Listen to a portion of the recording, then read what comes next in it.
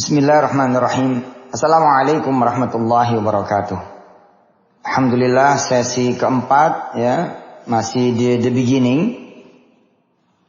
Untuk kawan-kawan keluarga besar saya semua di kuliahwisatahati.com yang mengambil materi apapun, kita belajar tentang the beginning, tentang awal permulaan. Kita sudah sampai di pembahasan tentang ayat kursi yang menggambarkan kepada saya dan kita semua bahwa rugi kalau kita tidak datang kepada Allah. Dia yang punya semuanya, dia mampu kemudian berkenan, kemudian bahkan dengan segala ketulusannya menyerahkan dirinya, kekuatannya, kekuasaannya untuk kita semua. Semoga kita semua bisa menaatinya, kemudian memenuhi peraturannya, tunduk dan patuh akan aturannya, mau mencintainya, mau menyayanginya, sebagaimana dia sudah mencurahkan semuanya untuk kita semua. Alangkah bodohnya manusia bila kemudian kita tidak berterima kasih kepadanya, tidak menghargai dirinya. Kita lihat ya, ibarat kata seorang anak kecil ya, yang dititipkan oleh kita orang tuanya, kepada kita punya saudara, lalu kemudian dengan segenap hatinya, setulus juga hatinya, sekonsentrasi, sepenuh-penuh kemudian juga kefokusan dirinya, dia mencintai, menjaga, merawat anak kita tanpa henti-hentinya, tanpa ada pandangan yang luput dari kita punya anak. Nggak ada kita punya anak kemudian jadi celaka, jadi bermasalah. Kecuali memang anak kita membandel atau ngeridik gitu. Tapi kira-kira kepuasan kemudian kita dapati karena begitu kita terima ulang atau terima balik anak kita dalam keadaan bersih, dalam keadaan kemudian terawat dengan baik, wangi, cantik atau cakep, ganteng gitu ya. Benar-benar gitu. Luar biasa lah, karena udah diurus, udah kemudian diatur, udah dirawat dengan sangat baik. Sehingga kita kemudian ada kepuasan. Kepuasan itulah yang disebut dengan ridho. Nah, kalau kemudian persoalan demi persoalan, permasalahan demi permasalahan, keinginan demi keinginan, kita percaya kepada Allah Subhanahu wa taala bahwa dengan kita menyerahkan kepada Allah, dengan kita datang kepada Allah akan diurus sebaik-baiknya. Ya, teman-teman mesti mengingat kembali ya materi kemarin tentang la ta'khudhuhu sinatun wala naum. Betapa Allah ini benar-benar melekat dalam mengurusi kita semua. Nah, hari ini kan kita tambahin dengan satu fakta lain bahwa lahu ma fis samawati wa ma fil ard. Ya, fakta lain dari ayat kursi yang menyentak saya, yang menyentuh saya, yang mengingatkan saya, yang kemudian benar-benar membuat saya menjadi mikir. Kalau saya tidak datang kepada Allah, kalau saya tidak menyerahkan kepada Allah, kalau saya tidak menggandeng tangannya Allah, kalau saya tidak kemudian bergandengan tangan dengan kekuasaannya, alangkah bodohnya saya, alangkah naifnya saya. Dia yang memiliki semuanya, dia yang kemudian memiliki segala daya upaya, dia yang memiliki segala kerajaan langit dan bumi dengan segala apa yang ada di dalamnya. Dan dia juga yang memiliki segala kehendak, segala masa depan, sekarang, bahkan yang masa lalu. Ya. Lalu saya tidak mau datang kepadanya. Kekuasaan yang begitu tidak ada tepiannya, tidak berbatas, tidak bertepi. Lalu di mana peran saya? Di mana kemudian posisi saya? Nggak ada. Tapi saya tidak mau datang kepadanya. Ya, inilah dia sebagai sebuah kebodohan. Ya, kita baca ulang dulu surat Al-Baqarah ayat 255 atau ayat kursi. A'udzu billahi minasy syaithanir rajim. Bismillahirrahmanirrahim.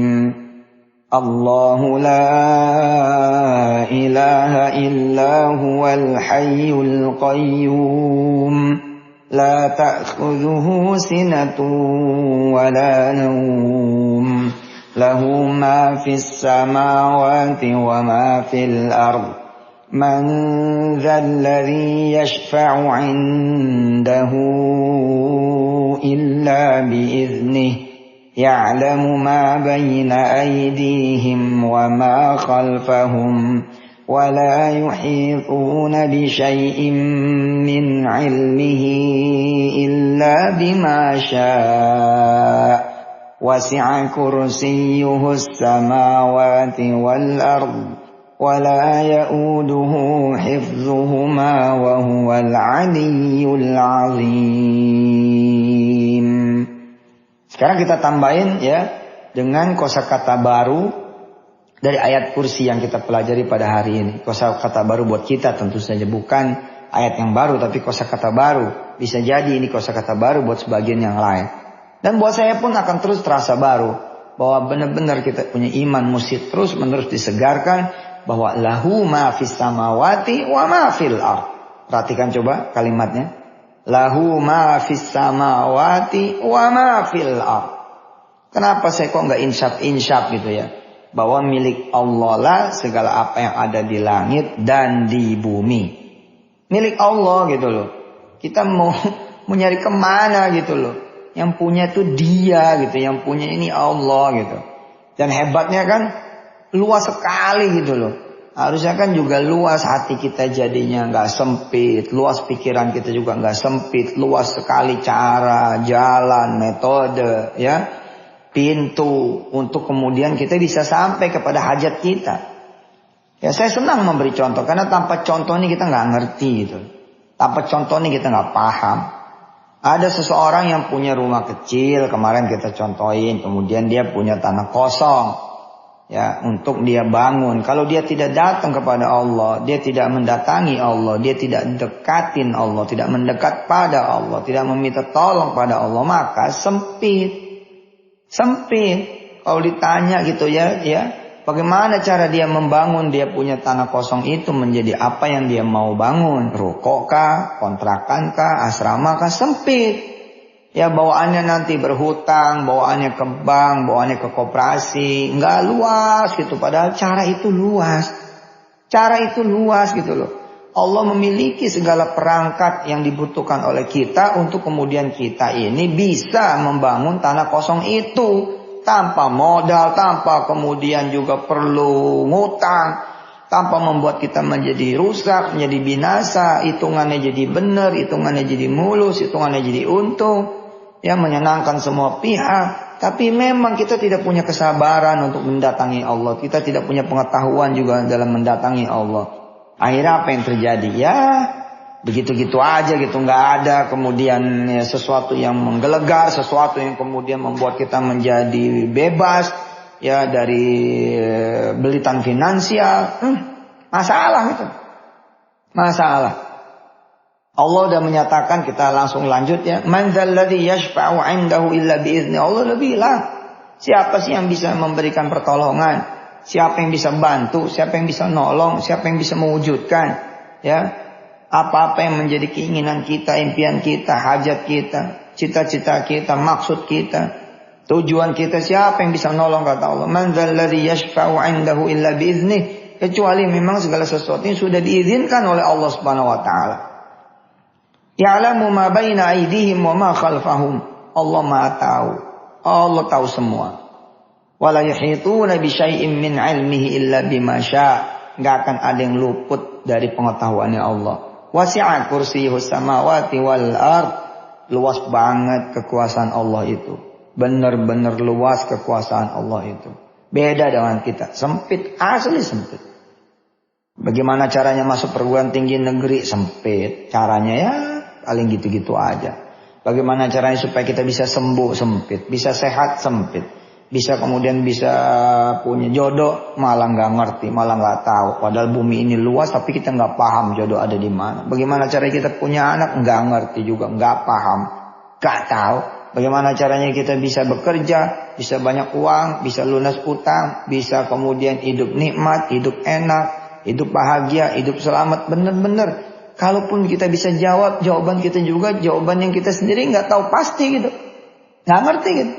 Gimana cara kita supaya bisa tembus perguruan tinggi negeri dalam dan luar negeri? Nggak tahu, nggak paham. Bagaimana caranya supaya kita bisa keliling dunia? Nggak tahu, nggak paham. Gimana cara kita supaya bisa pergi haji? Nggak tahu, nggak paham.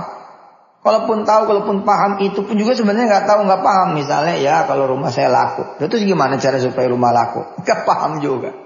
Terus kalaupun kita jual kayak apapun, kalau Allah nggak mengizinkan seperti apa yang disampaikannya di dalam ayat kursi, nggak ada juga kita punya rumah laku, tanah laku, nggak bisa, nggak bisa.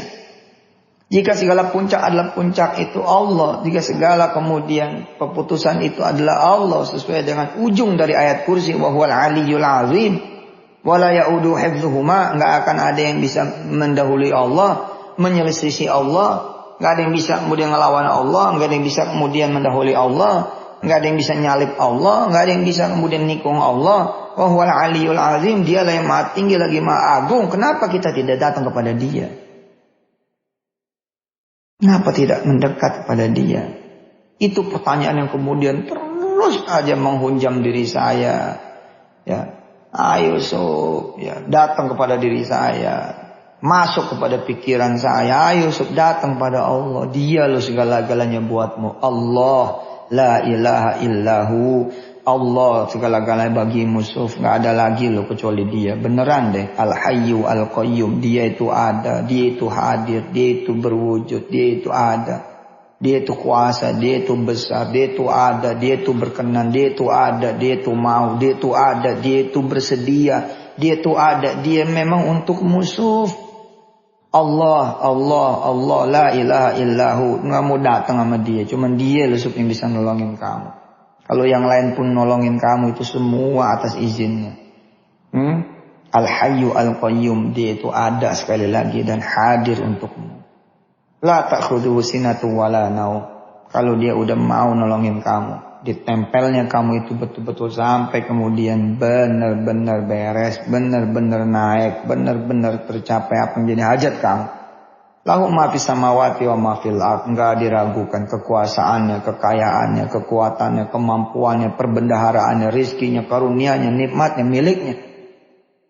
Semua apa yang ada di langit dan di bumi. Apa sih yang kamu pengenin juga sob? Begitu datang kepada pikiran saya. Begitu datang kepada darah saya gitu ya. Menggelegak gitu. Kerinduan ingin datang kepadanya. Ya Allah, I miss you, I love you. Saya rindu engkau ya Allah. Saya rindu dirimu, saya cinta padamu ya Allah. Oh udah. Bagaikan orang yang tadi dia datang kepada Allah. Terus dia bicara sama Allah. Ya Allah, saya pengen punya tanah kosong ini jadi sesuatu. Ayo dia datang kepada Allah dan Allah pun datang kepadanya. Ada 1-2 peristiwa lah gitu yang membuat dia kemudian akhirnya menjadi terwujud tanpa utang. Nggak tahu gimana, deng, ada reuni, ketemu sama teman-teman, yang satu jualan ini, yang satu jualan itu, yang satu usaha ini, yang satu usaha itu, kayak dirajut sama Allah tuh puzzle. Sampai kemudian gitu, jadi satu kesepakatan bisnis yang antara dim minkum, antara dim minhum, yang kemudian antara dim minna, yang sama-sama saling ridho gitu ya. Sepakat, pemilik barang, pemilik kemudian peluang, pemilik kemudian kesempatan, pemilik kemudian market, pemilik kemudian cara, pemilik kemudian sistem dikumpulin oleh Allah semua untuk bekerja bagi kita. Sementara kita pun dapat keuntungan yang kalau dihitung-hitung, ini keuntungan bukan keuntungan biasa. Ya istilahnya kata Allah, kamu tinggal merem, aku yang urus semuanya. Masa nggak mau?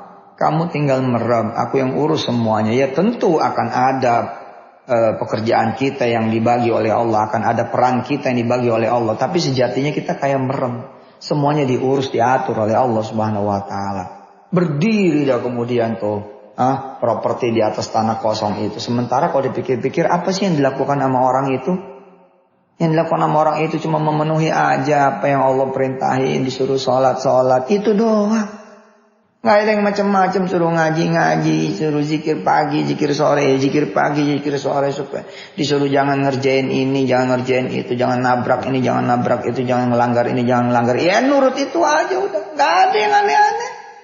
Selebihnya berdoa sama Allah, udah diaturin yang terbaik sama Allah Subhanahu wa taala. Inilah yang akan kita dalami di episode-episode yang mendatang. Betapa ringannya, betapa mudahnya, betapa kemudian indahnya, betapa cepatnya perubahan dan perbaikan hidup dan kehidupan jika kita kemudian datang pada Allah, mendekat pada Allah, dan kemudian mau diatur, berserah diri pada Allah, ikut aturannya Allah, dan kemudian go gitu. Jalan, dapat dah udah. Segampang itu Ustaz. Bismillah. Insya Allah memang jauh lebih gampang daripada apa yang saudara-saudara dengar pada hari ini. Dan itu berlaku buat siapapun yang percaya padanya. Makasih. Alhamdulillahirrabbilalamin. Wassalamualaikum warahmatullahi wabarakatuh.